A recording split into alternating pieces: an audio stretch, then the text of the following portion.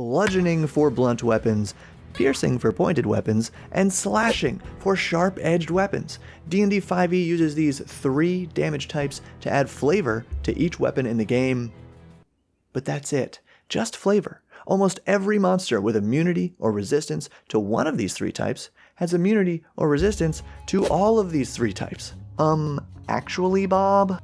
Skeletons and oozes, I know, there are rare exceptions where one type might be better to use than another, but even then, it's only because one of the types is worse for fighting a certain creature. So the top-cited differences between non-magical 5e weapons is that sometimes one type is exceptionally useless.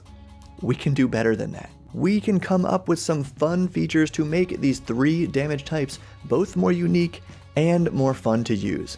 And I actually did this a couple months ago, then I listened to your feedback, and now have 3 updated features to share with you, plus 1 cool optional move for all your 5e weapons. Because I'm Bob, this is where we learn how to have more fun playing D&D together, and I'm gonna put this away. Critically bludgeoning. With this mighty bludgeoning weapon, you can overpower your opponents. When you score a critical hit on a melee or ranged attack with this weapon against a creature, you can knock the target prone and push them 5 feet into an unoccupied space, provided you are proficient with the weapon. If your attack would already move the target, use the total distance ending in an unoccupied space. The targeted creature must be no more than 1 size larger than you. I love this one because it adds movement. 5e combat is usually completely static after the first round when everyone gets into position and then is afraid to move lest they suffer an opportunity attack. And most of you liked these elements from my original bludgeoning feature, Crushing, but that feature required you to both crit and roll at least an 8 on your damage die, restricting the effect to big weapons only. And the vast majority of you said, nah, that makes it super rare to happen at all, and it makes it so only strong weapons get even stronger. So this new version just requires a crit, and I changed the name to Critically Bludgeoning to make that more intuitive. However, I also changed it to require proficiency with the weapon because I felt that if a player character is going to knock down an ogre with a sling, they gotta be proficient with that sling and roll a crit. And despite what 1D&D is currently recommending, I think monsters should be able to do this too. Also, a few keen-eyed feat lovers out there saw some overlap between my original design for Crushing and the 5e Crusher feat, which also allows you to push a creature 5 feet into an unoccupied space provided the target is no more than 1 size larger than you with bludgeoning weapons. So I added that if your attack would already move the target, use the total distance ending in an unoccupied space. So rather than interfering with each other, these effects will stack. Now before we jump into piercing, let me know in the comments what you think of this updated bludgeoning feature and whether or not you're really feeling these additional mechanics to get that dynamic cinematic combat. I gotta recommend adding some flavorful descriptions from dScryb. Whether it is the rush from enduring a bruise or scratch, or the adrenaline from surviving a wound, the pain of being hit galvanizes you, sharpening your instincts immediately. Now you know what your opponent can do, and you're ready for the next exchange. Thousands of professionally written scenes like this one can be found on dScryb and dropped into your next session. Link below and save 10% with code BOB. Critically piercing. With this precise piercing weapon, you can exploit weaknesses in your opponent's defenses. Your melee or ranged attacks with this weapon score a critical hit on a roll of 19 or 20, provided you are proficient with the weapon. If your attack would already score a critical hit on an attack roll of 19 or 20, use 18 to 20. The target of this attack gains 1 wound and is bleeding. The targeted creature must have a distinct form capable of suffering these effects.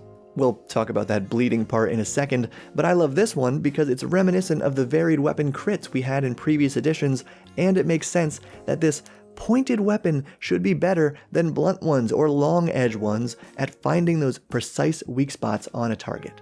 Credit to one of my collaborators who helped redesign this one. Now, the original version was called Impaling and resulted in levels of exhaustion, but there were some solid critiques in the comments about how exhaustion is way worse for PCs than for monsters. So we came up with a new condition that you've probably seen homebrewed before, called bleeding. A bleeding creature takes 1d4 piercing damage at the start of their turn for each wound. One creature can suffer multiple bleeding wounds simultaneously, and each instance of the condition must be ended separately. A creature can end one instance of bleeding by regaining at least 5 hit points, or when a creature uses their action to dress a wound with a successful DC 15 Wisdom Medicine check. First and foremost, this condition is not one more thing the DM should be tracking for the PCs. I prefaced this part by writing, the player who causes the condition is responsible for recalling the subsequent damage rolls in a timely manner. In fact, you could ignore this part and just have fun with the expanded crit range, but the idea was to make those deep wounds matter without causing long-term debilitating effects for player characters. One thing I'm not sure about is that DC 15 check for healing though. Should we lower that to 10? Let me know in the comments. Now, critically slashing. With this fearsome slashing weapon, you can slice multiple opponents at once.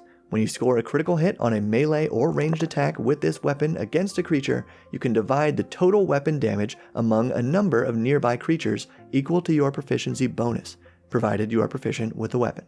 For melee attacks, new targets must be within your reach, including your available movement.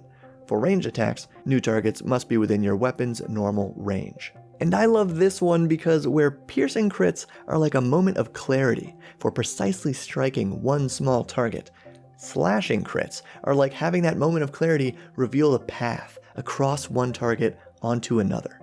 This concept also came from one of my collaborators, replacing the widely hated dismembering feature I originally came up with for slashing weapons. But for this new concept, I decided to limit it to a number of creatures equal to your proficiency bonus, so your players can't just do 1 damage to 10 different goblins. And I really like this feature allowing you to use your movement speed during melee crits because it creates more of these dynamic combat sequences, similar to the bludgeoning feature. And this wording for ranged weapons, limiting it by range, not direction, works really well for one ranged slashing weapon we're introducing the disc blade, aka chakram, because in fantasy, these things can sometimes bounce from one target to another. This does mean you could technically have a thrown hand axe bouncing around, but that's the only other slashing weapon with a range, and it's cool, so I think it's fine. And if you're liking these ideas, remember to give this video a thumbs up and share with a friend.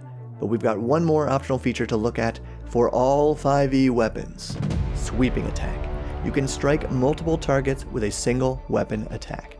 When your attack reduces a creature to 0 hit points, you can divert any remaining damage to an additional creature of your choice, provided you are proficient with the weapon and your initial attack roll also hits the chosen creature. For melee attacks, the new target must be within your reach without using any feat of movement. For ranged attacks, the new target must be both in line with you and the initial target and within your weapon's normal range. If the additional creature is reduced to 0 hit points, you can divert any remaining damage to another creature, and so on. This is how my first group played D&D before we learned the rules, because everybody wants to do a spin move attack like Link from Legend of Zelda, but the regular D&D rules don't let you do that. There is a rule in the 5e DMG called cleaving through creatures, but it only works on an undamaged creature. Picture this. Goblin A and Goblin B have all 7 hit points. I hit Goblin A, deal 9 damage, Goblin A goes down, Goblin B takes the 2 remaining damage. Cool. But if Goblin A is already damaged and only has 1 hit point left, when I deal my 9 damage, I can't transfer any of that leftover to Goblin B. That doesn't make sense. And that DMG version only works for melee attacks, so you can't do any cool Legolas shots taking down like 3 orcs at once. But my version lets you be Link and Legolas, as long as you're proficient with the weapon, you don't move, and your initial attack roll hits those new targets. I really like it. So check out this other weapon house rule video and keep an eye out for my next weapon video, which will go over a bunch of new properties we have in the works. Thanks for your support, and keep building.